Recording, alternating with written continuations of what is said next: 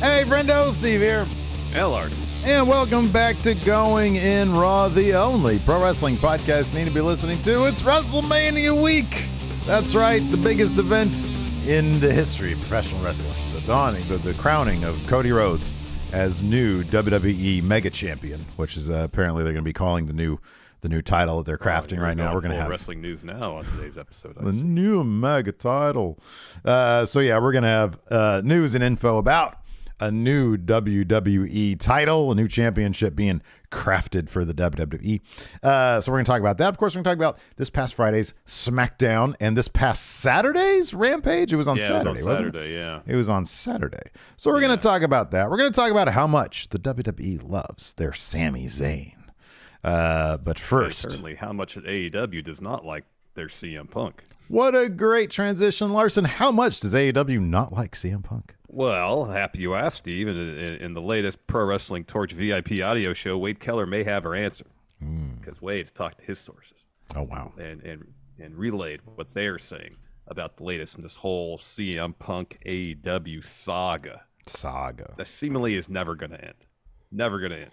So these transcripts from this portion come to you from WrestlingNews.co. So this is what Wade had to say. Quote, "For one, Jon Moxley and CM Punk do not like each other.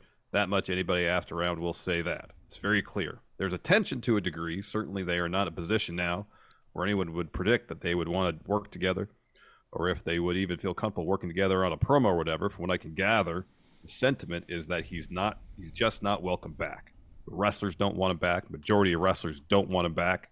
I would go so as far as even saying that my sources are saying the mass majority of wrestlers don't want him back. One person said maybe one or two of the top third of the roster want him back in top half. Then there are some younger guys who liked him. In terms of the top stars, the politics are not terrible among the top guys. There's some tension among the top guys, but it's mostly Punk doesn't get along with Hangman, Punk doesn't get along with Mox, Punk doesn't get along with Kenny, Punk doesn't get along with the Bucks, Punk doesn't get along with MJF. Actually, I'm not sure on the MJF thing, but I think the way things went down, even that situation, it's not as strong as it once was. He continues. Him going off on Instagram really hurt the chances of him being welcome back. One wrestler I talked to outright said that it might not matter what the wrestlers think if Tony Khan wants Punk back. Punk might be brought back. My sense is that there would be something greater than a strong pushback amongst the top talent in AEW if Tony Khan tries to bring back Punk at this point. I think it'd be difficult before Punk said what he said on Instagram. I think it's going to be much more difficult now, but I don't know if the odds of Tony wanting to bring back Punk have changed based on what Punk said. So let's pause there for a moment. Yes. Yeah, we're on the same page here.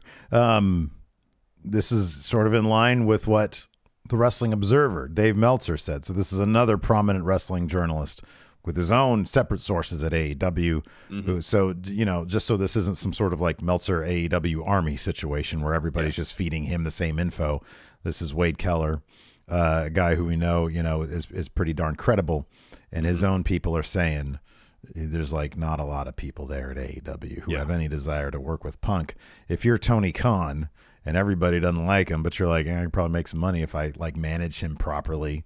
And if I put him, in his own locker room and I just sort of, bring him out the secret passage to the ring and then and have him some people who are maybe pro Punk if there are any left. Do you still bring him back, or are you like, well, what you're going to burn your bridges with all the is literally Punk Island, because if none of the top guys like him and none of the top guys want to work with them, then you're having a situation where Punk is working with a small subset of the AEW roster and exclusively that small group. I mean, in terms of generating best value in terms of Punk having in your company, that's not how you do it. It's not best value, but he's there. So let me read this next bit. There's another bit from Keller, and it might have some salient matters as it pertains to that. So Keller also spoke about how Punk is viewed by some higher ups in WWE. And these transcripts come from Twitter user Trish S. Who transcribed basically this whole thing. Thank you, Trish S. Thank you so much. Or sorry, are you sure it's not T Stratus? I mean, I don't know. So I didn't mean to stump you there. Here, I'll take these ones here. Okay. These transcripts, like you said, from Trish S. says, I can say that there are high ups, influential people in WWE who at one time liked Punk and thought he was a major star and a major talent. do not want him anywhere near that locker room. They really don't look at him the same way anymore. I don't know if that makes it all the way up to Paul Levesque, but he was never in love with Punk. I don't think there's a great chance of Punk going to WWE. I'm not ruling it out. One person in WWE said they think Levesque, if he thinks it would make a significant difference in business, might still do it. Like in AEW, there are some top names in WWE, top names who want nothing to do with him. So he's kind of running out of big money feuds, and that's a factor that Paul Levesque has to take into consideration. Who are the people I want to match Punk against? And then do I want to force them to work with Punk if they feel Punk is toxic to the locker room, toxic to morale, or difficult to work with? We know one person who seemingly has no desire to work with CM Punk, and that's Seth Rollins. Yes. And he's very much a Triple H guy. It wouldn't shock me if he got in Triple H's ear, was like, I don't want any part of this. I mean, I'm sure Triple H has plenty of firsthand accounts and dealings with CM Punk, and including one meeting that CM Punk recounted in that podcast with Colt about how he looked Triple H dead in the eye and says, I'm the WrestleMania match for you. You're not the WrestleMania match for me. I don't want to do this. Yeah. There's a pretty storied history of them not necessarily seeing eye to eye or getting along. So the bit about, is there enough huge money feuds in WWE for Punk, given that might not be a whole lot of people that want to work with them? Obviously, the same case as in AEW. So you got to think of the value you have bringing Punk in. Is his mere presence enough of a plus delta to pop a number to sell some merch? That would justify, I'm sure, which is a pretty massive contract he has, alienating a chunk of the locker room, and obviously not getting the best value out of that deal because Punk's not engaging in huge money feuds. Mm-hmm. Yeah. You know, and that's part of the deal. I think you have Punk there, and people want to see those dream matches. Mm-hmm. Him and Kenny, you know, him and Danielson in AEW, him and Adam Cole. And if relationships between Punk and some of those people are frayed and they want nothing to do with them, well, then you got to book Punk as a mid-carder, essentially.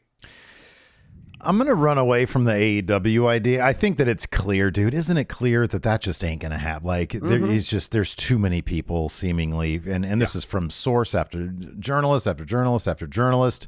You know, a lot of, the journalists often will miss due to a variety of factors. However, when there seems to be this much of a consensus amongst everybody and nobody really likes them, then probably it's not a good idea. I just don't see it happening. Here's the other thing to take into consideration.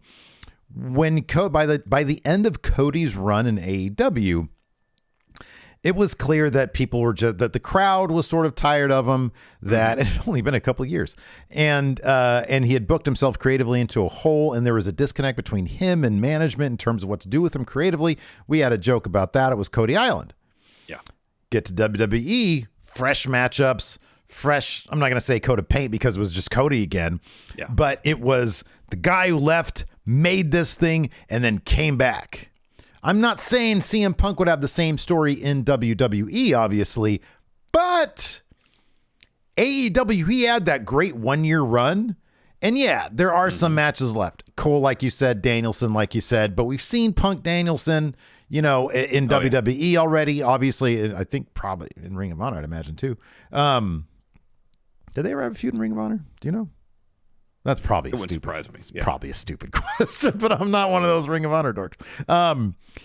In WWE, him being there for the first time in 8 years or 9 years, whatever it's going to be, him being there after the controversy of All Elite Wrestling, WWE knowing how to deal with somebody who is already not necessarily looking to embed themselves in the DNA of the company, Brock Lesnar.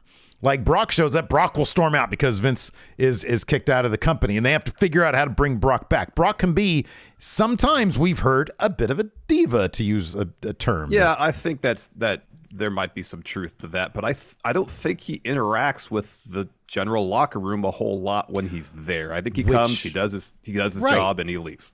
And if Punk would be okay with that, that's a huge if. That could be. That could maybe. Look, if somebody just sits down and says, "Look, realistically, do you really think that the locker room is going to embrace you? Like, let's be real with ourselves." And if somebody's able to communicate to him, "Look, we're going to offer you a lot of money to just come on in. hang out in your own place with your own people backstage, come do your thing, and then you can go and live your life, man. You can do whatever you want to do. But we're going to bring you in because, yeah, it'd be great for business and it'd be great for our ratings, because it would be.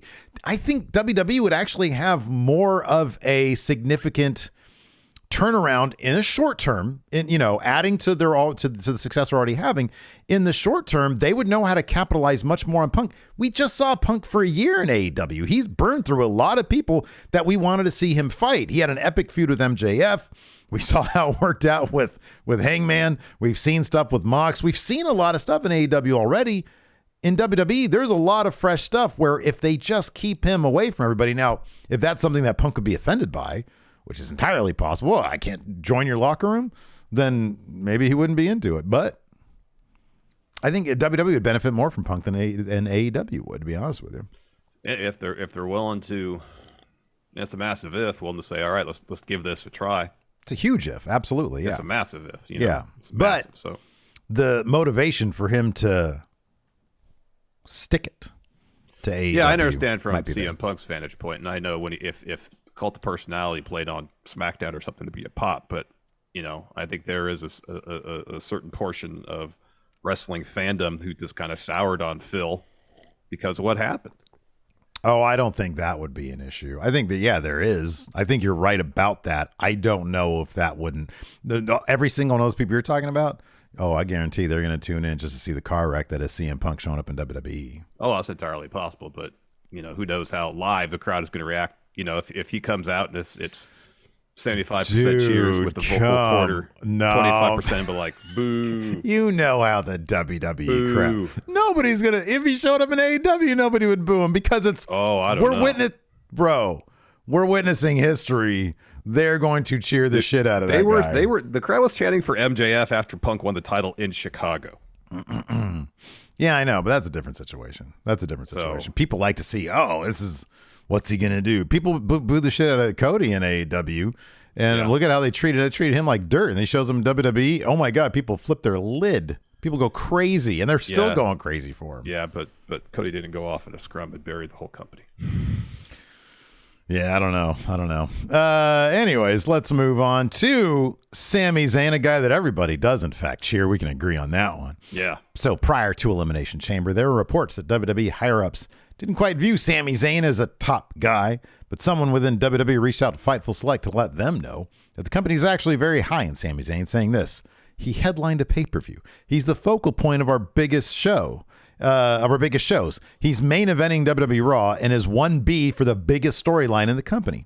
Elimination Chamber didn't happen in his hometown by accident. For anyone to say that we don't view him as a top guy just hasn't been watching the program or are fabricating things. We had a solid set of plans in order both for him and the championship. Just because he isn't competing for the championship doesn't mean he isn't viewed at that level. He's been the MVP since last summer, and I couldn't see many disagreeing with that point. I think it's fairly clear this is true. If you watch the product, he is seen as a major, major deal. Now, that might be different than I think what people had been talking about, where it's, okay, is he going to be the next Daniel Bryan, where they see him as the guy to carry the championship next. I think he's got a good shot if they split the titles at carrying one of the titles, but I just think that they didn't view his story being he's going to topple Roman Reigns for both these titles. I think they understood they had a pretty decent plan in place already for Cody Rhodes and didn't feel the need to stray from that because it actually made more sense to do what they're doing right now anyways. It definitely made more sense business-wise. You see the reception. Not that Sami's getting bad receptions, because he's not. He's still getting cheered quite loudly, but the reception Cody's been getting since he's come back from injury has been, massive. It's been huge. Massive, absolutely massive. And from a business perspective, for no other reason, it makes sense to do this for the title picture at WrestleMania. You got Roman, who's been your top star for the last 3 years, against someone, and Cody, who's looking like he's going to be the top star for the next 3 years. Based on crowd reactions. So long as Cody doesn't fall in the same rut he had in AEW, where he seemed kind of unwilling to really do much than just the one kind of Cody thing. But that might play better in WWE than it did in AEW. I don't know. Well, he does, on one hand, he does have like the most complex contract in WWE history, according to him. So maybe there is an element of, I'm not going to do certain things. But I mean, so far, goddamn, they've treated him like $1 million. I don't know if he had if he would have much reason, to be like, no, I'm not going to fight Roman Reigns at WrestleMania. I know.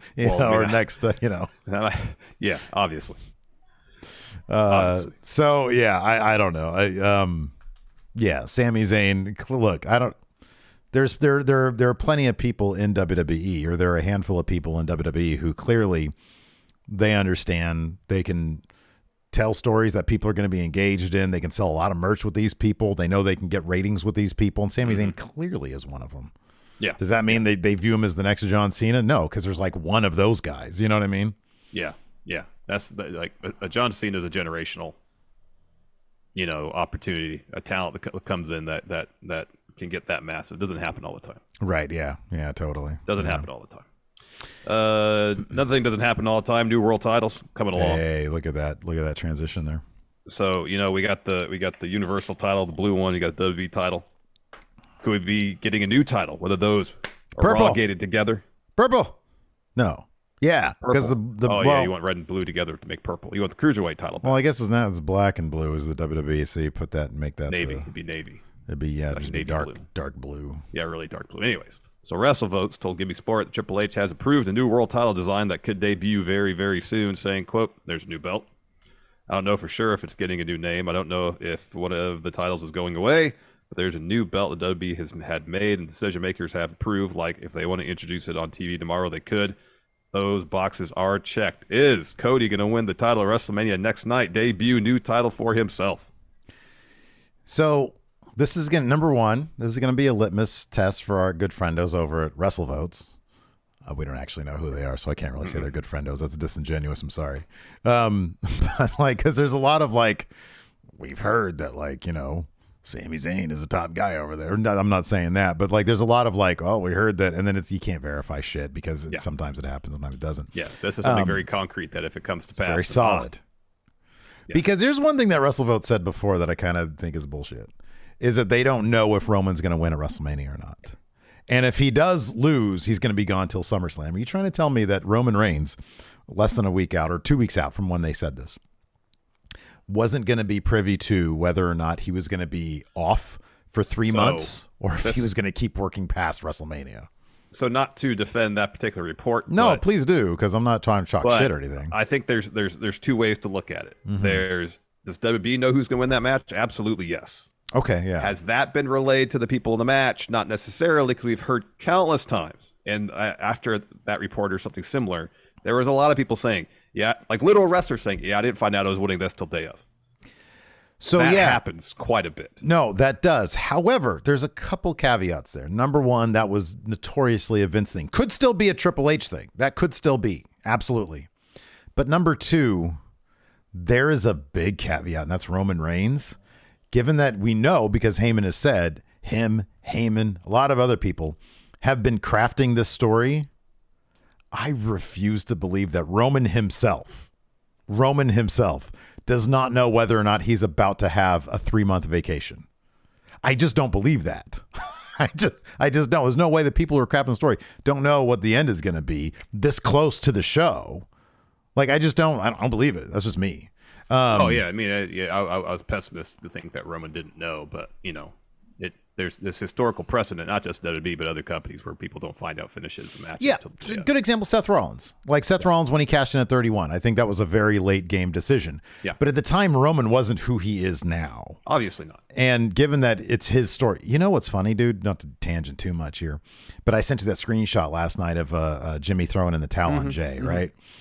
And WWE has a terrific 47-minute long video with every Bloodline moment in it. They did their own compilation. Oh, supercut. Yeah, they put it up about 10 days ago. And I was sitting there, I was like, oh, let me check this out. And I sat there for the first half hour of it, not intending to. I meant to move on to a video about Pluto because I've been into space stuff lately. But was Pluto a planet again or no? I don't think so. I don't know. It was weird. I was actually more distracted by this particular video because I think it was using an AI voice and an AI script, because every other line there would be some wild tangent about stuff. And I'm like, oh, this was written by ChatGPT or something like that. Oh, the Pluto bit? Yeah. But anyways, Getting back to the Roman video, it is astonishing, given that you and I had done a bunch of research fairly recently for one of our top 10 lists about bad Mania builds. Mm-hmm. And even as late as like WrestleMania 34, like 5 years ago, Roman's character work was just not very good compared to what it is now. It was just like, it was, man, this guy's lost out there. As the moment he showed up as the tribal chief dude, like it's easy to forget this. He was spot on. He had found that shit. Yep. And even as early as like the first match against, it was the I Quit match with Jay. Mm-hmm. And Roman sits down and next to Jimmy, who had just, because he was about to kill Jimmy with the stairs. And I'm sorry, Jay with the stairs. And Jimmy comes in and protects him and says, "What are you doing? We can work through this." And Roman sits down and says, "I don't know what's gotten into me." And it was a ruse to bring Jimmy in, but you have to think there was a bit of, genuine in character anyways, like genuine emotions there. And then he grabs Jimmy and Jay has to say, "I quit." Yeah. It's amazing. Just how really much he was locked in on the character back then. I advise anybody to check that out again in advance of this WrestleMania match, because my God, that stuff was so fucking good. And it was in Thunderdome too. We were robbed of like that crowd reaction throughout that entire beginning of the Bloodline, because that stuff was so good and the crowd would have been eating it up, man. That's true. But I'll say this. There was a lot, and WB took advantage of it during the Thunderdome days to present segments that normally would have been mic in hand in front of the crowd, and rather they did it with a level of intimacy that we don't see in wrestling TV because they can't do it that way. We talk about the Drew Roman contract signing, but there was other instances where that kind of stuff was happening. Well, you know what they've become really good at, and I wonder if they've learned from Thunderdome, because you're right about that, is that Roman these days, you can hear a lot of what he says in the ring. They make sure to keep a mic, like a directional mic on him. Because you can hear so much of what he says, because so much in this stuff with Jimmy and Jay was just so out of this world good. Mm-hmm. But anyways, getting back to it. New world title. What do you want it to look like, Larson? Take kind of the design aesthetic, the elements of the U.S. title, and just apply it to the classic winged eagle belt. Yeah, dude, absolutely. Make the plate circular like that. Oh yeah. Because I feel like there's a lot of both of them kind of have a nods to Art Deco. Mm-hmm. Mm-hmm. Especially the winged eagle title. Like the font on there is like it's an Art Deco font. Basically. It's like the BioShock title. Yeah. So there's overlap there. That would be my vote. I like that because I really like the U.S. title. I remember when it came out, I was like, oh, that's a lot. But it's big. I've seen people. It's funny, man. I think I'm just one of the few ones out there. I really dig the corporate logo on the title. I think those titles, they just look important. They look big. They look massive. They look like a big deal. But if you take that U.S. title and you add something new, so it looks new. I want it to look new. Yeah. And so I'd be cool with that. It's kind of interesting that Triple H would dick around with the current world title design. Mm-hmm. But that's been around for a while. It's been around like 10 years now, I guess. Yeah, it has been a while. Quick couple super chats here from High Plains Drifter. In reference to CM Punk, says he is not the plus delta of their hearts. Let's see here. We also got another super chat here from Chno Matra. Says, hi, Stephen Larson. Always love your podcast. I'm sorry I probably mispronounced your name pretty badly there, but thank you very much for the super chat. Of course, Larson, WrestleMania season is on the way. Before we get to the Smackdown recap here, WrestleMania Big Red Predictions Challenge. Yes, that will be up shortly. I got to confer with Cody Miles, who's kind enough to do the form for us this time around. It's looking good. We just got to decide on a couple prop bets, and then I think we're good to go. And then to participate, all you got to do is be a YouTube channel member, click join, or go to patreon.com/Steve and Larson. At $5 and up, you can participate in the Big Red Predictions Challenge right now. Angelic Wolf is our reigning defending champion. Will they retain? Unlikely. A lot of people are. It's like, hey, there's like a 200-person battle royal. Yeah. Are you gonna win this? It's kind of difficult to do that, but you never know. Crazier things have happened, I guess. That's true. So yeah. And then you also get access to our bonus episodes. I think we're doing an overrun today, right? Yeah.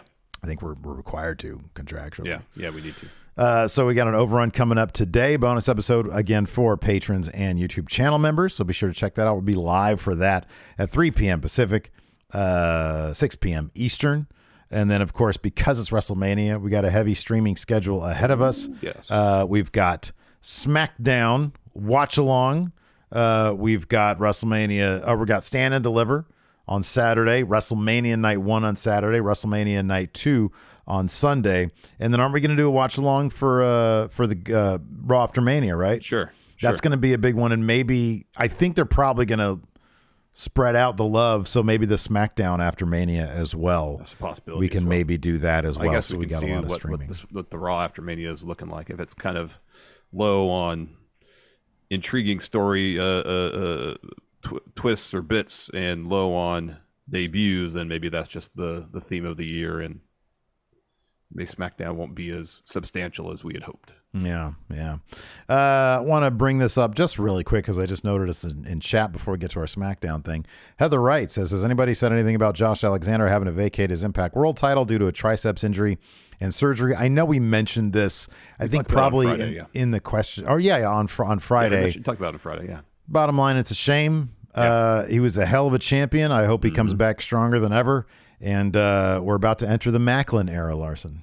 Yep, seems that way. It's at a Rebellion coming up next month. Mm-hmm. Yep. Seems to be the case. Let's go ahead and dive into SmackDown. Of course, the big highlight for SmackDown was the biggest pie. Has this turned into the A storyline heading into WrestleMania, even above Roman and Cody as Ray finally punching Dom?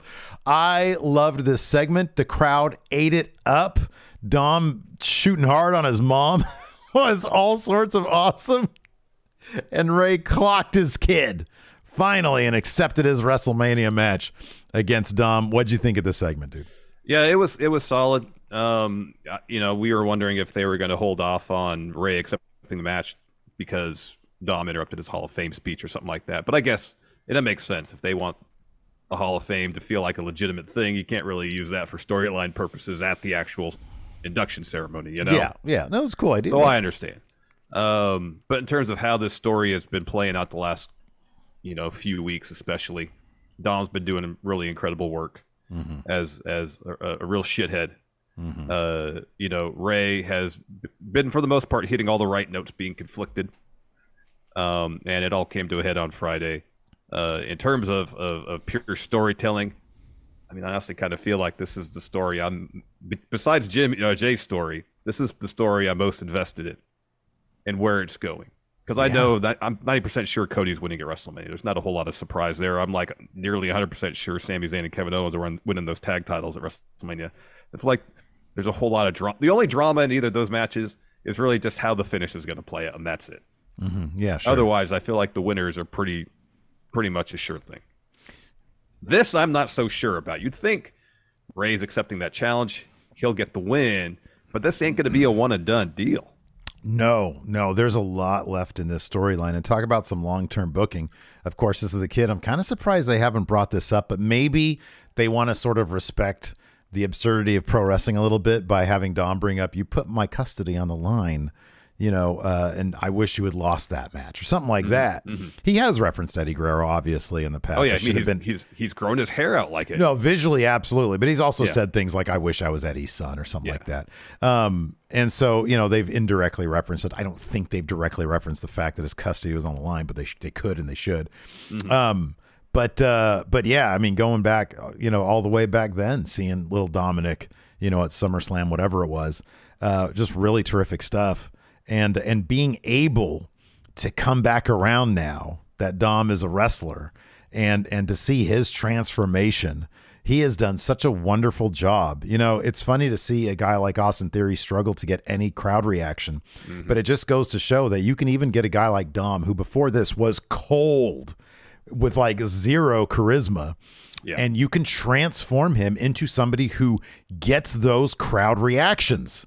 He does. As soon as he steps foot out there, as soon as he gets the microphone in his hand, they start trying to eat him alive, and he blasts them back. And his work has been so good. And it just goes to show, dude, he has direction. He has focus. And if you give something like that to Austin Theory, and I'm not putting it on Austin, I'm putting it on creative for not really giving him anything to sink his teeth into.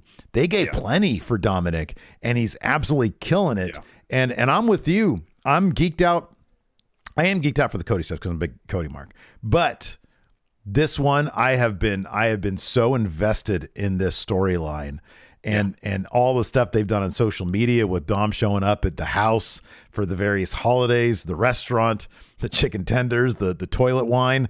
It's been gold. It really has been. I'm really looking forward to this match. Yeah, and I kind of wonder if they're going to have Dom cheat to win at Mania, and then Ray's going another match, and Dom says, like, no, I beat you. Mm-hmm. Yeah. And then Ray is willing to put his mask up. Mm-hmm. Oh, that's good. Yeah. Get the other match and make it a mask versus hair match. Yeah. That Ray wins, you know. You could totally do that. That'd be pretty great if they went that route. Really, really, really good stuff there. Let's talk about this. Of course. Sorry, my cat was back there growling. Look at it. Look at that lazy sack over there. Anyways, so let's talk about this. The match is set. We know it's going to be a phenomenal match. In the meantime, this Sami Zayn, Kevin Owens coming out hawking T-shirts thing isn't really the most intriguing build to WrestleMania. What do you say? Agreed. It's like so much of the only complexity left in the Sami, Kevin Owens, Usos story is between Jay and Roman. Yeah. It's like Jay was so conflicted for so long, and he has that promo said, I didn't want to do it, but I had to. And seemingly after that moment, any conflict within him about beating up Sami is completely and totally gone, and same goes for Sami. Yeah, yeah. There's no for a storyline that had so much nuance, subtlety, and dimension. Mm-hmm. It's all just been kind of rendered one-dimensional here at the end. It has, yeah. They've kind of and again, the match is going to be phenomenal. It really, I think they're going to pick up all that conflict in the match, but in the meantime. Coming out, it's just honestly, when I look at Kevin Owens come out there and have to say some of this stuff, I feel like embarrassed kind of for him because he comes out and he's like, oh, they really like you. They really like me. They like us. Everybody's cheering. Oh, we're best friends. Yeah. And I got a shirt for you. And look at the back. It's got WrestleZania. And it's the corniest shit. It is so corny.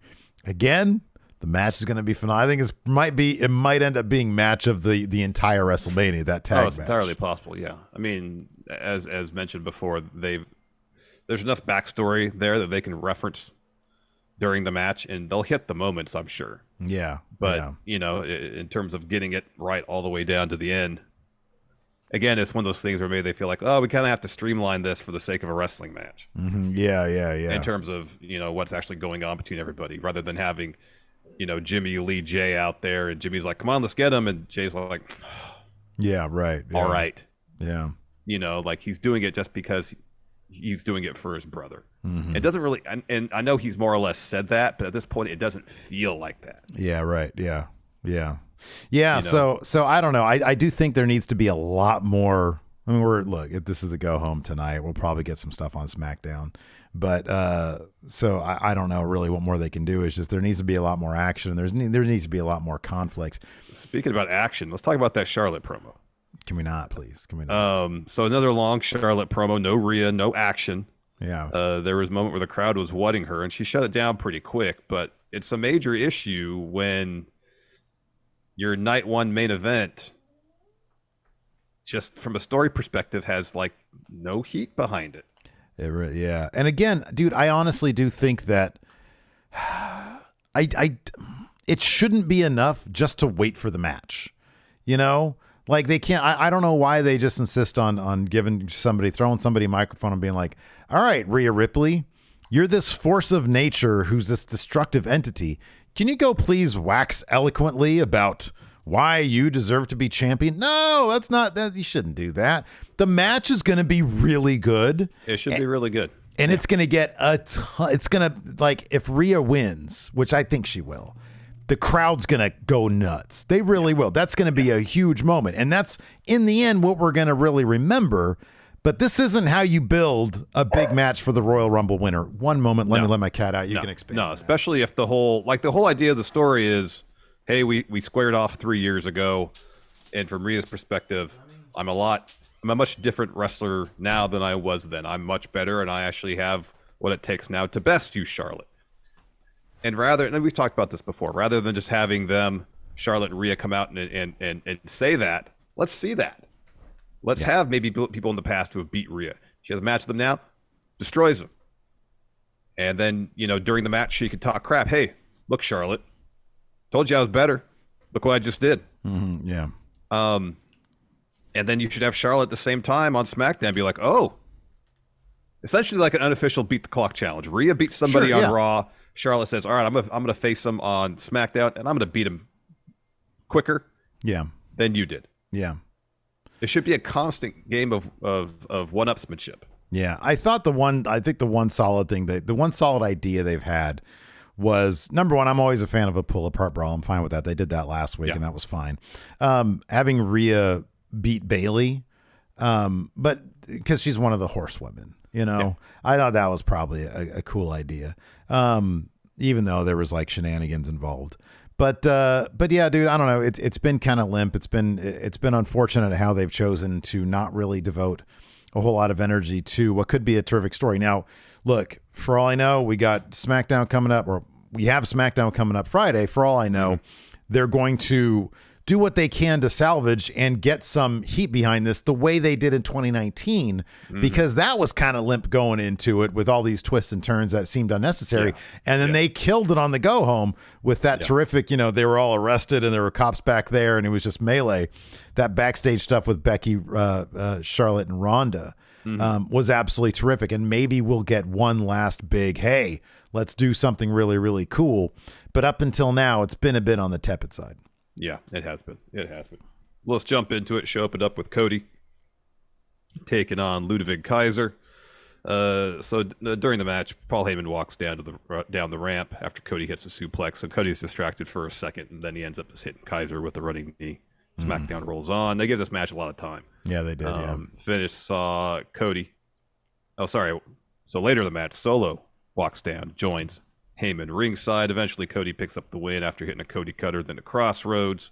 So then Solo and Heyman get on the apron, and Heyman says, your own apology, and since I'm the wise man of the bloodline, I'm going to be the one to deliver that apology to you. So then he gets in the ring.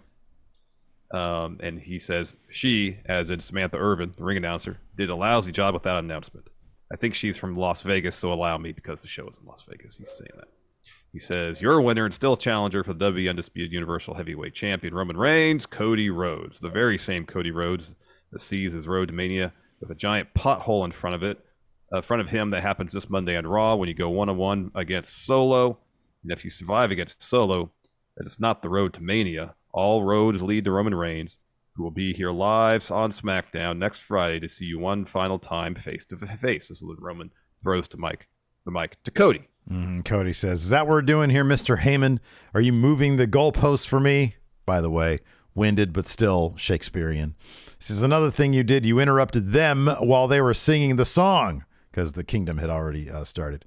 He says, but now you want to move the goalposts and move them right here, huh? Well, do you expect me to say no? It's 6 days out from the biggest match in the history of my family. I should probably say no, right? I probably shouldn't have wrestled with half my body hanging off and I still beat Seth Rollins. So when it comes to you, talking to Solo, undefeated and as good as you are, like I said last week, you're not ready. And the crowd starts chanting, you're not ready. And that sort of unnerves Solo a little bit. He says, as for the champion, after Solo finds out that he's not ready, at Mania, Roman will find out the same thing. He's not ready either. And he throws the mic back at Heyman and leaves the ring, and the crowd is going crazy. They love Cody. They love the Cody. So commentary announces that John Cena versus Austin Theory is going to kick off night 1 of WrestleMania. And as soon as that match is over, John Cena's on a plane heading somewhere else. He will be at his destination. Well, is he an LA guy? He's probably an LA guy, unless he's filming in Canada or someplace with tax incentives. Yeah. I mean, I think the last movie he made was filming in Australia, I think. Is he doing Peacemaker season 2 yet? Is that maybe in production? I don't know where that films, but season 1 filmed in Vancouver, I believe. Oh, okay. Oh, Zondo says he lives in Florida. Okay. Yeah, he lives in Tampa. Well, wherever he's going, he's going to be on that plane high in the sky by the time WrestleMania Night 1 wraps up. Yep. After that, we had a Charlotte Flair promo. Oh, boy, this was really long. She talks about insecurities. She talks about three things. She talks about fear, insecurities, and nepotism. She says, this is the same three things abused by everybody since I started this business. This is when I knew this was going to be long, is because she brings up three things and she starts defining them. And it's literally like how you write your thesis papers in high school. Yeah, it totally is. She says, fear? What is fear? And I was like, oh, come on. The dictionary says fear is. Yeah, right. I expected her to say, yeah. Webster says, she says, fear is a lack of understanding. It's ignorance. This business wasn't built on fear. It was built on respect. Rhea, I don't fear you, but I respect you. The only thing I fear is my own potential. I respected Nikki and Brie, Sasha, Becky, Bayley, Trish, Ronda, Asuka, Natty. I respected them all. Insecurities? Damn right I've got insecurities. And that's when the crowd's like, what? And then she's like, are you really whatting me? She said, come on, this is important. Listen to me. And they do at that point. She said, but she also changed up her cadence so that it made it harder to what? Yeah. She said, I built this house with every brick that you've thrown at me for the last 7 years. And nepotism. And the crowd gets it. They're like, oh, we know what that is. Ooh, Ric Flair memes on Instagram. They're amazing. She says, that's right, Vegas. I love my dad. I'll never apologize for continuing the greatest legacy in sports entertainment. Whether you like it or don't like it, you got to learn to live with it because diamonds are forever. And so is Charlotte Flair. Woo. Yeah. And then we had Rey Mysterio versus LA Mysterio. Yeah. Yeah, man, it was great because as soon as he gets to the ring and starts doing the LA Night, everybody in the crowd, LA Night. Yeah. Oh, yeah. Oh, dude, they're into it. Super over. They're super into over. it. Absolutely. And he got the win here. He did. It was via roll-up thanks to Dom being around, but he still got the roll-up. But he got a win as a win for LA Night. Yeah. Yeah. So, Ray hits LA Knight with head scissors and sends him towards the ropes. Ray's looking for a 619 instead. Dom trips him up. LA Knight rolls up Ray to get the win. So then Dom grabs the mic, says, "You gonna give me what I want?" Give me what I want.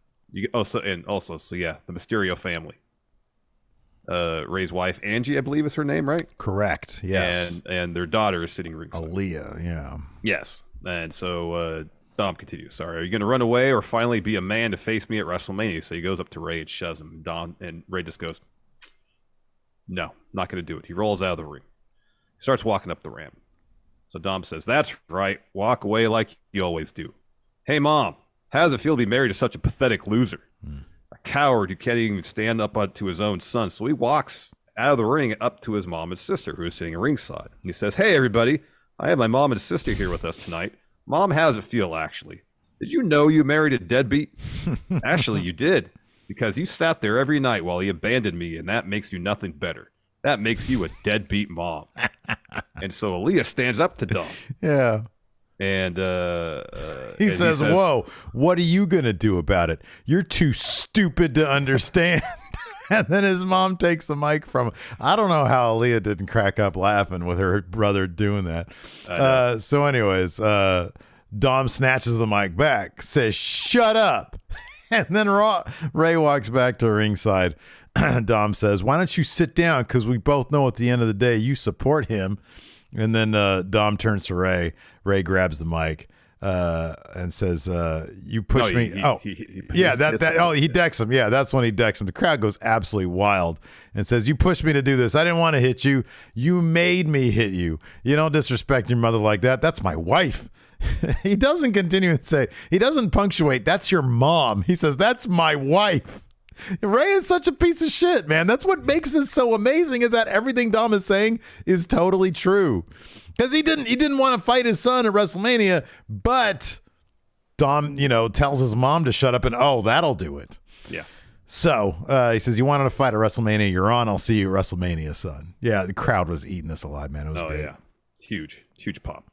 Then we got a qualifier for the women's WrestleMania Tag Team Showcase bout. It was Xia Li and Lacey Evans taking on Shotzi and Natalya. Mm-hmm. Towards the end, Lacey's looking for a woman's right on Shotzi. Shotzi ducks, so Lacey ends up punching Xia Li. And then Natalya boots Evans off the apron. Shotzi hits her with a suicide dive. Tags in Natalya. They hit a heart attack. Natalya puts Xia Li in the sharpshooter. Xia Li taps. So Liv and Raquel, who were are sitting there commentary watching the match, get on the apron. And then Ronda and Shayna walk down the ramp. And Shayna says, look at all the history in the ring. Each of those women have a reason to get revenge on us. And she lists off why. And she says, what do you say we give them the opportunity tonight? And then Ronda's like, how many times have we sold out this arena, this entire town? And how much do they appreciate us? Not enough. We're already giving Vegas more than they deserve. Not again. Not tonight. So Shayna agrees and then says, we just came out and let you know we got added to the showcase match at Mania. Yeah, man. Apparently Ronda's doing that with like a busted arm. Apparently she has like a broken arm of some sort. Yeah, I also saw like there was like an Instagram post where she was blasting creative for the lackluster feud between her and Liv. Yeah. Said if it was a bunch of octogenarians who weren't in touch. It was interesting stuff, man. Yeah. After that, we have the Drew McIntyre, Sheamus, Gunther contract signing. Drew comes out first. Pierce introduces everything. Sheamus comes out. He's got Ridge and Pete Dunne. Says, everybody's Sheamus says, everyone's been asking me why I'm so mad at Drew. Imagine working 15 years of your life to achieve a particular goal.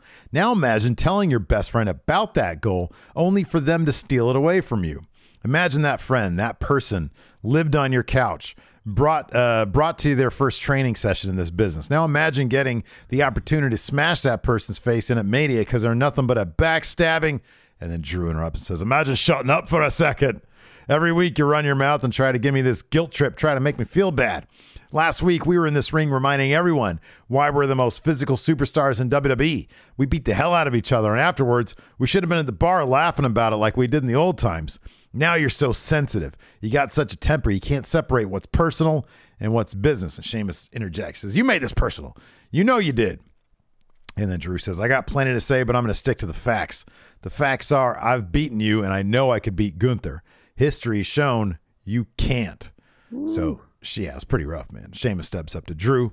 Pierce says, you guys can fight all you want next week. Right now, I want the contract signed. Drew does it. Sheamus does it. Gunther comes to the ring, steps up to Pierce and says, oh, this was great. I want you to justify this decision to me.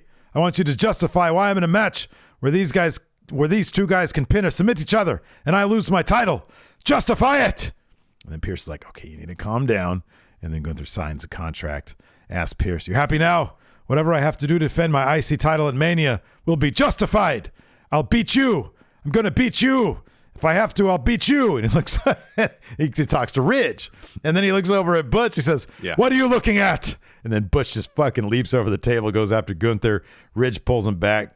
Gunther chucks a table out of the ring with ease. And then backs Pierce in the corner, says, I want that match right now. So we had Gunther versus Pete Dunne. Oh, yeah. And this was kind of like a bridge version of what we've seen them do so many times. Walter and Pete Dunne here. Solid bout. In fact, Gunther actually dominated a vast majority of it. And eventually, let's see here. Gunther gets the win with that new finish of his Last Symphony. Mm-hmm. Really fun bout. We saw some hijinks go down ringside between Sheamus and Drew. Ridge got involved too. Afterwards, though, after Gunther gets the win, Sheamus gets in the ring. And Drew is looking to Claymore Sheamus. Mm-hmm. Sheamus sidesteps, so Gunther eats the Claymore. Mm-hmm.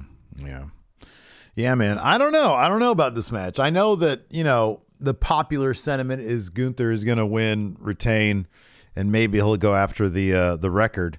But for a big WrestleMania moment, wouldn't shock me to see Sheamus get this title. Wouldn't shock me at all.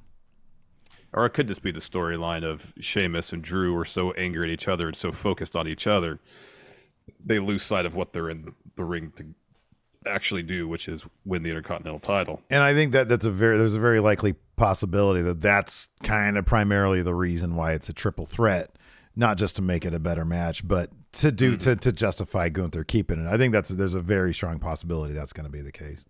Yep. But yeah, I wouldn't be shocked to see Sheamus. I'd love to see it happen at Clash of the Castle. Like if they do that again and get that crowd there in the UK, that'd be killer. Yeah, that'd be something else. Then we got a Street Profits promo. And Ford says, I can't wait for the showcase tag match at WrestleMania. And Dawkins starts talking about everybody in the match. And then finally, he lands on Braun and Ricochet and asks, what do they have in common? And then they both sing Smooth Operator, because neither of them have hair. They're bald. Yeah, they're bald. Yes, Ricochet and Braun step in, and Braun says, hey, to Dawkins, it's getting a little thin up there for you too, pal. Ouch. And Dawkins says, and Ricochet tells him to stop playing. And Dawkins says, the only thing you're playing is like you're a real tag team. And then Braun tells him, keep on talking about the smoke. We want all your smoke. Yeah. They did what they can, I mean, look, this match is clearly just for more people to get into on the WrestleMania card. It's probably going to be a really good match. They're going to put together a really, really fun match. But beyond that, just give these guys 3 minutes of screen time to talk about hairlines. It's not the strongest fucking thing. Not the most captivating, build to a WrestleMania bout. Even if it is basically an exhibition. Yeah. Did we miss? So we did not mention in here, they announced at some point. Let's talk about this. The Andre the Giant Battle Royal. Oh, yeah. It's happening on SmackDown. It's happening on SmackDown this Friday, which is cool because we're going to be live streaming it. But wasn't that the same case last year or 2 years ago? Yeah, I remember they did WrestleMania SmackDown. I forget if it was last year or 2 years ago. Yeah. But they did WrestleMania SmackDown. That was the year that Jay won the Andre Battle Royal. Yeah, okay. All right. So this is where we're going to get this is what I think might happen. So there's 2 names in this Battle Royal that everybody's like, what are they doing on SmackDown when they should be on WrestleMania? And it's Lashley and LA Knight. Yeah. LA Knight I still think is going to participate in the Miz stuff. I think that Stone Cold's probably going to do the thing and LA Knight's going to do the thing. I think that's probably going to be the case. Lashley, I could see possibly Hurt Business reforming at WrestleMania with the Amos Brock match. I think that's a possibility. And that would give Lashley, it would motivate a third match between them because the last match was crap. Or motivate, another match with them because that last match, the way it ended. I understand that Lashley was supposed to have a thing with Bray Wyatt, and that's off the table now. But I don't know. Maybe it'll just be Brock hits the F5 and that's it, and then he'll saunter away and won't get that. Yeah. But you've got to find a way to get Lashley on the actual Mania card. You'd think so. I know, you'd think so. Somehow, some way, you got to get Lashley on that card. Oh, so Nikhil says last year they did that. Madcap won it. Oh, gotcha. Okay. Gotcha. All right. Gotcha. So we had our main event sequence or segment rather, the Kevin Owens show with Sami Zayn. They come out. It's all fairly saccharine, they're just doing their thing. Oh, you love me and I love you and the crowd loves us. They talk this, it was cringy. They talk about because Kevin Owens comes out first and then Sami Zayn comes out second. They talk about, oh, this is what you wanted. You come out on your own and I come out on my own because you just wanted to hear your music. And Sammy's like, no. So yeah, I don't know. It's really cheesy stuff. So anyways, eventually, the Usos just attack them. They unveil a new T-shirt and the Usos attack them. It's just a lot of nothing. Was there anything in here that was like? No, it was so Kevin Owens hands, or he's got the hoodie on, unzips it and says, "Hey, here's a new shirt, and KO Mania shirt, that I have every year." Or sorry, he shows the back of the shirt to Sami first. It says KO Mania, of course, have this every year, but this is the back of it. So here, I want you to look at the front. So Sami looks at the front, gets a huge smile, turns around, it says WrestleZania. And then Kevin, that's when he unzips his hoodie and he has the same shirt on. And then they're happy about that. And then, the Usos attack him and lay him out.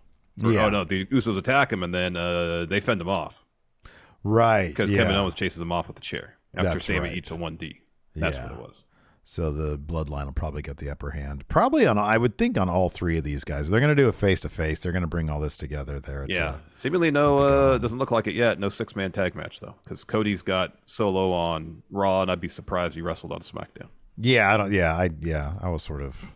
Thank goodness. I feel like if it was Vince involved, it would have happened. But no, you keep them all. Yeah. We also had an AEW Rampage on Saturday. California Wells here in our YouTube chat said, did I miss the Rampage coverage? Nope. We buried that at the end. Started. Yeah. So, looking through the notes here. Nothing to note. We'll just kick off the coverage here. Powerhouse.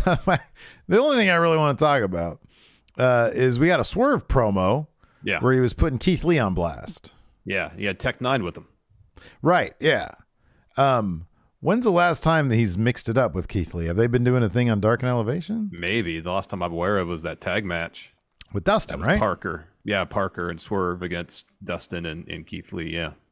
Swerve made it sound like this was an ongoing concern that was like fresh. Well, the idea is that Keith Lee took out Trench and Parker. That upset Swerve. Right. But then this story hasn't played out on TV ever since that tag match. Okay. I'm just making sure I wasn't. But it was kind of a huge deal when your former tag champs break up. And part of the breakup involves Swerve busting a cinder block over Keith Lee's chest. Yeah. That seems to be a storyline that you need to actively feature on television. Should be urgent. Yeah. And they're not. Instead, they got Keith Lee. I know Keith Lee's been doing tag matches on Dark and Elevation with Dustin, and they have a name. Their tag team has a name. It's Naturally Limitless. Yeah. Yeah, that was bad. Yeah, it was weird. He came back with a new jacket and gray, like gray cloak. hair. Yeah. Yeah. It'd be cool if it was an invisibility cloak. It's like, I've learned my lesson. I'm not going to get the cinder block anymore because you can't see me, you know? Yeah. Da, da, da, da. Well, yeah, he have to say a different thing, obviously. Yeah. I'm cloaked. Yeah. Okay. Yeah, I'm cloaked. Because I've got a cloaking device.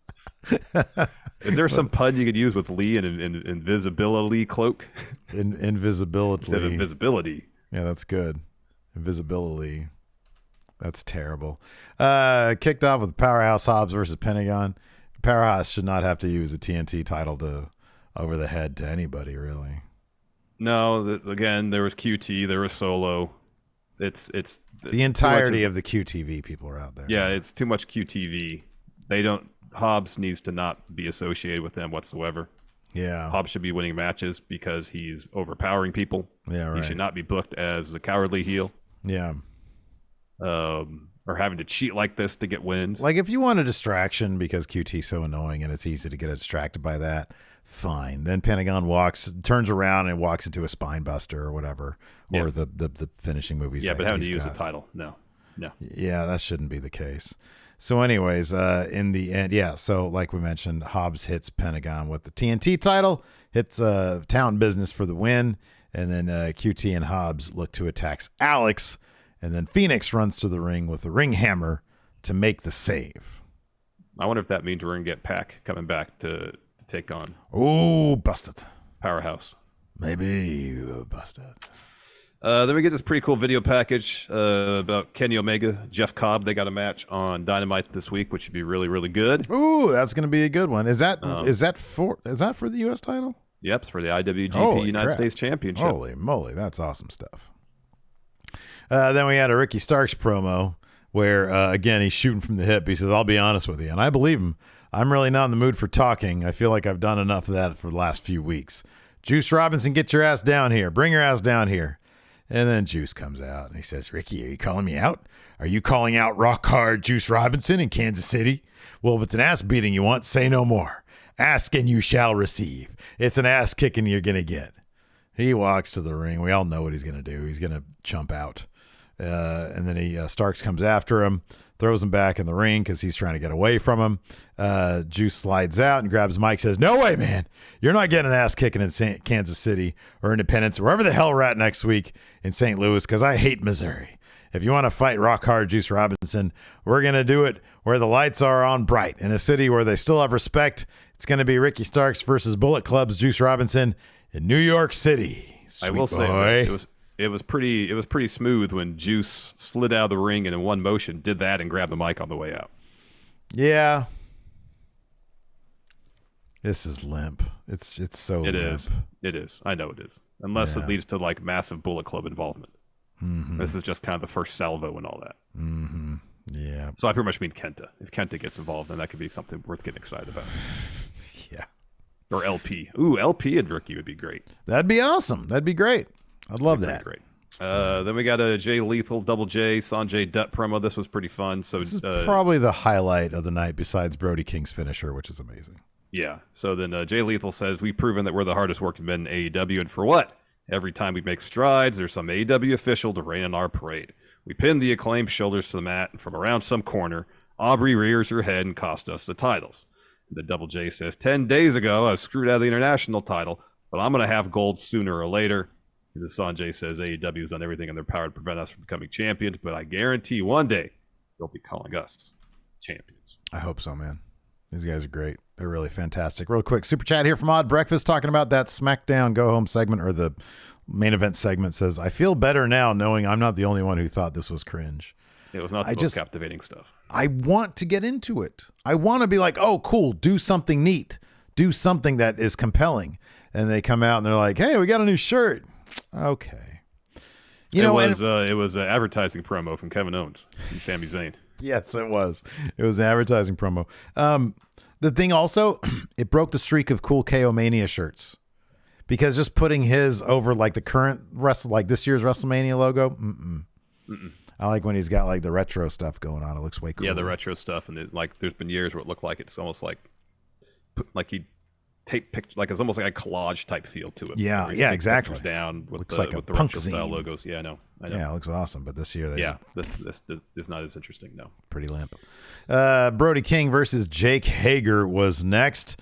They used this match to set up a match between Julia Hart and Anna Jay because she came out to ringside because Julia Hart was out there with Brody King. She rammed Julia Hart into the ring post. Hager tried to use that distraction to get a roll up, but King kicks out of that and then hits the all-seeing eye, which is just terrific. It's great. Yeah, it's awesome. I think it's the first time Anna's been on TV since she took that nasty powerbomb spot off the stage. You are right. That's right. Yeah. Yeah. Ooh, boy, that spot was rough. That was a scary spot right there, man. That was really scary. Then we got the Swerve promo. He says, at this point, I'm really sick and tired of you, Keith Lee. People are wondering when we were going to end this once and for all. When I damn well please, when I choose to, because I'm the one driving this. You won the battle. You took out my men. So I want to finish this war. And I found an affiliate of mine who was just as twisted and sick in the mind like I am. Strange music is a strange world. So then Tech 9 steps in. And he says, strange music is about drive. It's about power around here. So the Swerve continues. It says, what he says, maybe I bring somebody else that you don't even expect because I'm controlling this. You won the battle. I'm going to finish this and win the war. So who's he going to bring in? Yeah, that's what I was about to ask. It'd be cool if it was Shane Taylor. Another person we've never... Yeah, that would be cool. That would be really cool. That makes sense, too. It's probably going to be somebody else we haven't heard of. Yeah, probably. I don't know. After that, we had Layla Gray versus Taya Valkyrie. Taya hits Road to Valhalla pretty quickly to get the win here. Sterling takes his coat off, gets in the ring, yells at Taya. She hits him with a forearm, and then hits him with a Road to Valhalla. Yeah. Do you think that cease and desist is going to work? Do you think that's going to play in? Do you think she's going to be banned from using Road to Valhalla? Well, cease and desist is just like, and commentary said this, just a strongly worded letter saying if you don't do this, then we're going to take, take legal action. We don't want to take injunction filed or something like that. Yeah. I mean, Taya doesn't have to heed the cease and desist. Right. Yeah. But, the legal threat alone. Yeah. Taya has been using that move for a long time. Yeah. So, she probably feels like she has a pretty good case. Yeah. But also, maybe she's like, I don't really have money for lawyer fees right now. I don't want to deal with that. So I'll just change my moves. I don't know, man. Are they going to do like a thing where they have a match to determine who gets to use that? Maybe. Oh, that could be the trademark for that particular move. Put it on the line. The patent. Think you could trademark a wrestling move or patent? You can't patent a wrestling move, really? I don't think so. No. Probably no. We've seen too many other people doing stuff. Like then Petey Williams should have done something with Canadian Destroyer because he'd be wealthy right now. Maybe he's like George Romero. He regrets it every day because he didn't do the copyright on Night of the Living Dead. That could be. So just anybody could do anything with it. That's so crazy that's the case. I know. Anyways, after that, we had a video package for the main event, which was the Kingdom versus the Acclaimed. Another foregone conclusion right here. All sorts of unnecessary overbooking, including a bit that could have got the Acclaimed DQ with a loss here when Daddy Ass gave a straight up clothesline to Bennett on the outside. So Taven was talking to the refs. The ref didn't see that, but when Billy had a basically unconscious Mike Bennett, and he was holding him up ringside, the ref could see that clear as day. Right? Yeah. At the least, Billy Gunn should have been thrown from ringside. Yeah, I agree. Yeah. It's pretty crazy. Yeah. But no, everybody loves the Acclaimed. That's what they say, and I believe it. And they sell the most merch. They sell the most merch. Let's take a look, because we don't have the rankings to look at anymore. I do like looking at like the roster rankings, but I do like looking at the, what is it, shopaew.com? Correct. Let's take a look. Top sellers. Let's see if the top sellers are here. Let's see if the Acclaimed are still it's probably riding high. What, 4 out of the top 20 at least are Acclaimed. Top selling items of the week. All right, here we go. Number 1. It's a one-winged angel micro brawler of Kenny Omega. Number 2, the Top Rope Tuesday edition. These are the limited edition shirts of this is a really good shirt. I just don't like the tie-dye thing. But it's a Malachi Black. Oh, yeah. The snake one, where it's like a handshake, but then there's a snake biting the hand. Yeah. That's terrifying. We've got a Canadian The Elite logo shirt. Still have a Jay Briscoe Reach for the Sky shirt. A really cool looking, if this was screen printed, this would be great, but it's probably a bland digital print. FTR, it's a very colorful, splattery Jackson Pollock type shirt. Yeah, their new shirt's pretty cool. It's really nice looking. The Scissor Me Daddy Ass shirt is still in the top 10. But that's it. That's it. Yeah. So, still there. Very popular shirt. Probably made a lot of money off that shirt. Yeah, I would imagine. You want to answer some questions? We should mention the Acclaimed won this match. Oh, they won the match. Yeah, a rival mic drop. They get the win on Taven, I believe. Yeah, that's right. Maybe if Taven was winning that awesome purple suit. You know, the other day. Yeah, he couldn't. Maybe they put up a fight. Great suit. I don't believe Maria Kanellis got super kicked in this match. No, but she did get chased backstage. She did get chased away. Yeah, they said scram, lady. All right, we've got some question threads up for our patrons and YouTube channel members. So if you want to hop on the Patreon, I will hop on the YouTube. Yeah, I'm on the Patreon right now. Mayor Planet Houston here says, with the CM Punk Rocky 3 story coming out, what other movies do you want to see be used to make storylines, and who would you put in them? Okay. So specifically 80s movies. Correct. I'm going to go with, of course, the classic Running Man, where Tony Khan creates like a game show obstacle course of deadly obstacles, and everybody has to get in the tightest yellow outfit, spandex, and then they get shot into a thing, and then maybe like an AI version of Richard Dawson hosts the proceedings. Or I guess now, the successor on Family Feud, they get Steve Harvey to host it, like an evil Steve Harvey. And then you got the Running Man. Who's someone that without a doubt creative is much better now under Triple H than it was under Vince? Without a doubt. Like not even close. Okay. Dominic Mysterio. Okay. So Dom is the star of this. Have you ever seen this is a bit of a deep cut. It's a movie called The Philadelphia Experiment. Oh sure, yeah. Doesn't like a boat disappear? Movie. Yeah, time travel movie. It's like a documentary. It's rooted in fact, I think, right? Well, I think it's supposed to be based on something that actually happened. I think it was supposed to be based on some shit, yeah. Yeah. And so Dom has traveled back in time to what Vince was still ahead of creative, ex-con Dom has to go back in time and be under Vince's creative yet again. Oh, wow. He has to try to get back to our current timeline because he doesn't want to be there. Oh, that's good. Yeah, no, that's good stuff. Justin Peterson says, Good Boy says, do you think that we will see a lot of the returns we saw last year and get some attention post-Mania? A lot of the returns we saw last year and get some attention post-Mania. I mean, I guess if the idea is that we're going to get some returns on the Raw after Mania and get some excitement, I hope so. I think he's going to try to make, usually like the post pay-per-view Raws and Smackdowns are usually pretty big these days. Yeah. I think he's going to try to make this a huge Raw after Mania. I really do. I do as well.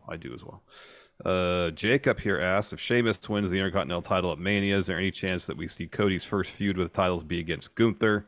They could put on some bangers. I don't think they want Gunther taking a lot of losses. So if he just lost the Intercontinental title and goes to a feud with Cody, which he'll lose, that's probably not what they want him to do. I agree. I absolutely agree. Fluffy says, what current wrestling act would you go back in time to change the trajectory of their career, and what moment do you change? I don't know about a specific moment, but I'd go back and change the fortunes of Raven's flock. Oh, wow. Raven What as a main event answer. Yeah, what a terrific answer. Like, I know he had the U.S. title like briefly. Oh man, no, they could have done so much. The core of youth that they had in WCW that was squandered was outrageous. Mm-hmm. Man, they could have done so many great things with everybody there. Yeah, I know. I would go with a little bit more recent Austin Theory. When he came back, when he got called up to main roster, I definitely would have changed things. I'd have been like, no, we're not doing a selfie thing. Not doing that stuff.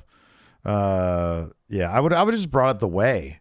And then just told that story, you know? Yeah. Lord Ziffer here says, out of 10, what is your excitement level for Mania weekend? Oh, man, I'm hyped for it. I'm going to say shit, especially compared to like last year. What was the main event last year? Was it the Daniel Bryan Edge match?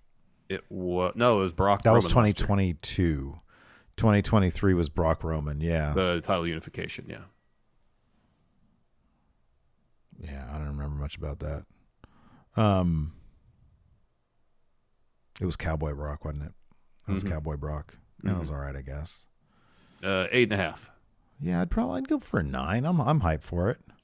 Jokester B says, will you guys be covering the Sessions interview with Mox? Apparently they will talk about CM Punk. If there's something interesting said, then yeah, absolutely. Yeah, it's always if there's something interesting that comes out of something, then we'll cover it. We're not going to cover it just to cover it. Aaron Drew says, do you think, with a super chat, says, do you guys think it's a possibility the Switchblade Jay White debuting Raw after Mania?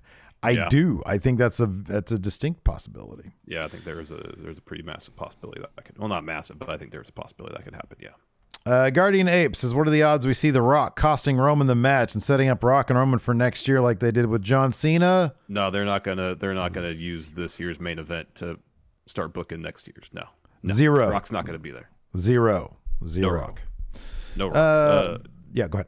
Joey Universe is asking, whose WrestleMania entrance are you most excited to see? Who do you think will have the best gear of the night? I think Cody said something that they're going to break like a world record for pyro during his entrance. So sounds right. I don't mind some pyrotechnics, so let me see that one. 2 names, Bianca and Becky. They always have just amazing WrestleMania gear. Or I'm hoping they do something overboard with Rhea. It's the main event, assuming that's going to main event. I hope that like Rhea, like her entrance, whatever it's going to be, should be huge and amazing. Like the whole Judgment Day aesthetic, I'm just huge. Oh, yeah. Yeah. I think it's awesome.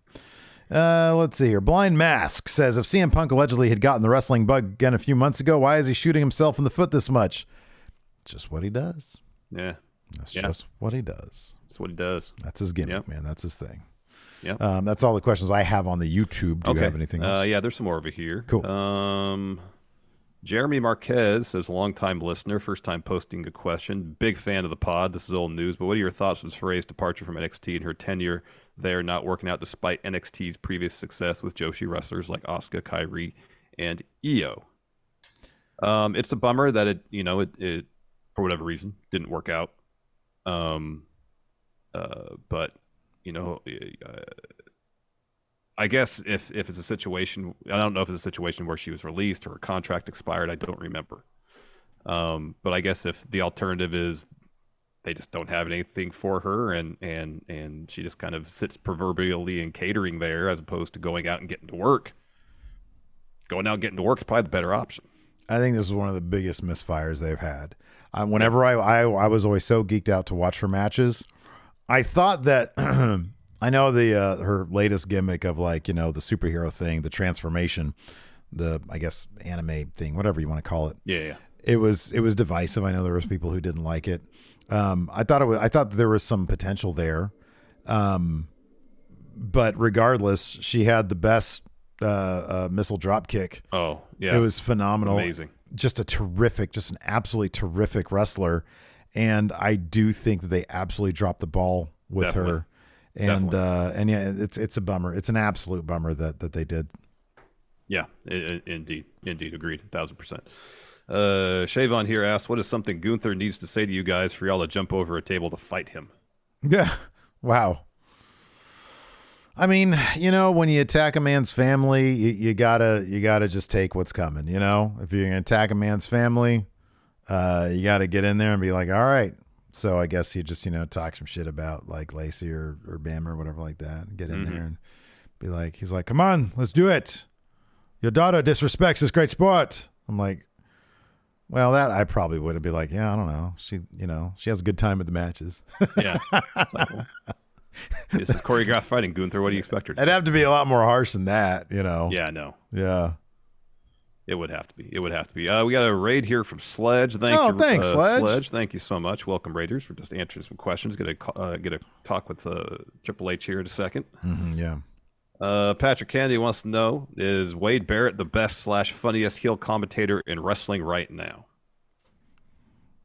No, Booker T is. Yeah. Booker T is the best. Yeah. Yeah. I like Wade, though. I like Wade. Yeah, Wade's fine. Yeah, Wade's fine. Good. Yeah. I think it'd be cool if you put Wade back on NXT with Booker and Vic. Oh, yeah. I think that could be fun. Just chaos, Yeah. I mean, I kind of prefer even Taz to Wade Barrett because, like, the commentary in AEW is seemingly just so off the cuff. I like Taz a lot. I love Taz. I think he's great. Yeah. And I feel like half the time they're just trying to make each other laugh. Yeah. Yeah, I agree. One thing I still can't wrap my head around, man? Huh. Why they got rid of Jimmy Smith. Have no idea why. I know. And he had said that they let him go. This wasn't like his decision thing. They let him go. Yeah. I have no idea why they did that. He was so good, and every Monday, I'm sure I thought he was good at the backstage interviews, but Kevin Patrick, I think somebody had said that somebody at Wrestle Talk had said he sounds like a baby who's watching wrestling for the first time. Like, I can't stand him. I really, he actually detracts from it for me. Yeah. Yeah. So, yeah. Yeah. I mean, it feels like whenever he raises his voice to try to make it feel like a moment, it comes off of like a whisper scream type deal. Mm-hmm. Yeah, it does. And it doesn't really amplify anything. So. Yeah. So anyways, any other questions?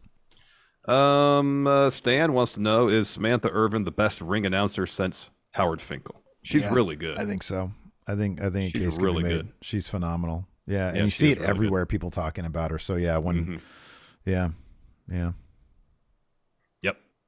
We'll get this one in here from Motato Chips. Says, longtime friendo, been a fan since 10 for the Win days. Basically grew up with y'all. My question is, what do you think will cause the biggest pops this Mania weekend? And also, who do you want to debut, return, call up on the Raw and SmackDown after? Oh, Cody winning will get a massive pop. It's going to be huge. Yeah. It's going to be massive. And if Jimmy leads to Roman losing, he's going to get a pretty massive pop. Jimmy or Jay? Jay. My bad. Jay. I'm telling you, man. One reason I was watching that video was I want to get some clues to see, okay, if Jay turns on Roman, is he going to use a chair, to echo the Shield? And that's been a common thread. Or is there going to be something else? I'm telling you, the white towel. Could be. Cody has him in a sharpshooter or something. He throws in the white towel. That'd be terrible. No, that's an awful finish. That's an awful chill. He hits them with 9 consecutive crossroads. Like, I'm going to hit him with number 10. Yeah, he keeps on doing it. Yeah, he's like throws in the white towel. It's just going in a circle around the ring, hitting crossroads. It's like there's a glitch in the game. Exactly. It just keeps on happening. I don't know. I'm going to keep on watching that video, see if there's any other hints. Any hints? But no, so far, white towel is the only thing I got. All right, you want to get Triple H on the horn? I've got a meeting to go to, so I'm not going to be able to picture Triple H, and you're going to do his voice. Don't man, don't interrupt. It's so rude for you to interrupt me when I'm in the middle of explaining business things. Wow, interesting. You're telling me not to interrupt, just like Triple H would. It's like a normal human being thing to say when somebody is feeling that they're being interrupted, to be honest with you. All right, we're going to bring Triple H in. Hey, just be nice to him, okay? I know sometimes you're kind of rude. Sure, I'll be nice to you. No, to him. I don't care about me. You're rude to me all the time. All right, I'll be rude to you. Okay, I don't know what that means. Here we go. Hello, hi, this is Paul Levesque, the game of games, the king of kings. Bow down to the WrestleMania. It's WrestleMania week. This is very exciting. How pumped are you, Steve? How pumped are you for WrestleMania? Like an 8.5 out of 10. That's not enough. I'm at 11. You should be. Well, that would make sense. This is your first time booking a WrestleMania. This is going to be the best WrestleMania in history. Your pumped level should be at least a 12. Really? It's going to be better than 17 or 19 or 30? Is it going to be better at all? 17, 19, and 30. You add them up together, and you get the number 60 something or other. 66. Yeah, but this 66. Is better than that. 666. Oh, Sign of the Devil. This is going to be great. Okay. Yeah, looking forward to it. Oh, that doesn't sound very hyped. That sounds like you're excited that there's no light at the grocery store. you know, if you seem like the kind of guy who'd be very excited if there's no light at the grocery store. If you knew me like Steve knows me and something tells you me are to, Steve. You know that it takes a lot for me to really get out of my seat in excitement. So but one of those things is definitely no light at the grocery store. I don't mind if there's a line at the grocery store. Oh my goodness, great! Now you're just lying to me. I wish you wouldn't do that. All right, we had a great Raw. I'm here to preview Raw, not to be lied to. First up, Cody Rhodes to battle Solo Sikoa days before, challenging Roman Reigns at WrestleMania. You think Solo Sikoa's going to take his first loss? A very important loss. That first loss, he's undefeated. No, but he's also not going to beat Cody. It's going to be a DQ finish or no finish or something like that. Yeah, you might be onto something there. Wonky finish. What else? Omos and Brock Lesnar take part in WrestleMania weigh-in this week. Why does the preview say next week? That doesn't make any sense. This week, they're going to do a weigh-in. How much do you think they weigh together? Omos and Brock Lesnar. Why are we doing a weigh-in? It's probably close to it might be 600 pounds. Why are we doing a weigh-in for this, by the way? Didn't they have their weights on the tail of the tape thing last week? Yeah, I think they did. Like it's not like somebody's going to get docked or not be allowed to wrestle. Limit, yeah. There's a weight limit. This doesn't make any sense. It doesn't make a lot of sense. Why are you booking this stuff, Triple H? It doesn't make any sense. Yeah, I've got bigger picture things. Sometimes I got to, like the entirety of the women's division. I put it into Chat GPT and I had them book the women's division builds.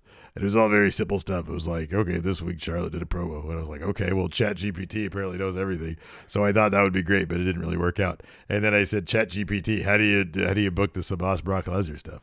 And they're like, have them do a weigh-in. It's a big match. I'm like, that didn't make any sense, but okay, we'll do it anyways because the robots are everywhere. I am the Terminator and Terminator. Don't interrupt. And then we got a preview for the WrestleMania showcase. What's the showcase? What, the tag matches? It's going to be more people just talking about hair. I'm guessing it's Street Profits and Ricochet and Braun against Viking Raiders and the fourth team. Who's the fourth team? Well, they're getting their WrestleMania payout. That's all they cared about. And then Miz TV receives legendary guests. We're going to have some legends on Miz TV. The thumbnail here has Lita. Right? She's a legend. Also a legend. Becky Lynch. She's a current superstar, not in the alumni section. Very active. You could make the case she's a legend, but usually that don't interrupt. That's the case we make for people who aren't with the company full time anymore. Just pause there. Pause. Well, it was an interruption. That's what it was. Let's not. You paused. Somebody's got a case of the Mondays. And his name is Steve. Not Fat John Cena. I'm talking about you. I'm talking about you. You're Steve. Not Steve. Am I frustrating you? Well, my name's not Steve. You just cut out there. I think your name is Steve. It's not Steve. No, it never has been. I got to go to the grocery store. Don't interrupt. I got to go to the grocery store. I appreciate you not interrupting our eye contact with those stupid sunglasses like you did before. It was very rude. So you were slightly nicer than that. I give this phone call a 7.2 out of 10. Let's try to get that up next time. What do you say? I guess we'll see what happens. Don't interrupt. I got to go. Goodbye, everybody. This has been Triple H. Goodbye. He's gone. You seem kind of over it. I'll be honest with you. I'm over the subterfuge. I'm over a lot of it, yeah. The subterfuge. I don't even know what that word means. How about this? I'm not going to look anything up. Don't tell me to Google stuff. How about this? Pretty sure it's a word we learned in high school in vocabulary in English class. That was 40 years ago. Let's bring in somebody from AEW. Man. Come on, man. Let's bring in somebody from AEW, Larson. No. Oh, man. Flat out no. Come on. I'm sure he'll be fine. What do I say? If you want JR on, you could talk to him. I ain't going to do it. Oh, man. Ain't going to do it. All right, fair enough. Well, I guess you're stuck with Triple H then. No, we don't have to call anybody in. We don't. I feel like we do. We've dug ourselves into a hole. It's over. People like it. There are some people who don't. You have dug ourselves into a hole. I didn't. What? Because I'm trying to spice up the show a little bit and bring in some big names like Triple H and JR. You're not bringing anybody. You're just putting a picture of Triple H up. Trying to grow this show, man. My goodness gracious. Least you could do is be nice to Triple H, not interrupt him. Instead, I know what you're thinking about. You're thinking about when I go to the grocery store, I'm going to be so happy when there's no line there at the grocery store. I don't care if there's a line. I don't care. I feel like you usually got no place I got to be. Now, that's the truth. What do I care if there's a line? I don't care. I don't know. I'm just saying you seem like the type of guy. That's all I'm saying. Anyway. Well, you're wrong. That's going to do it for the day. Okay? Yeah.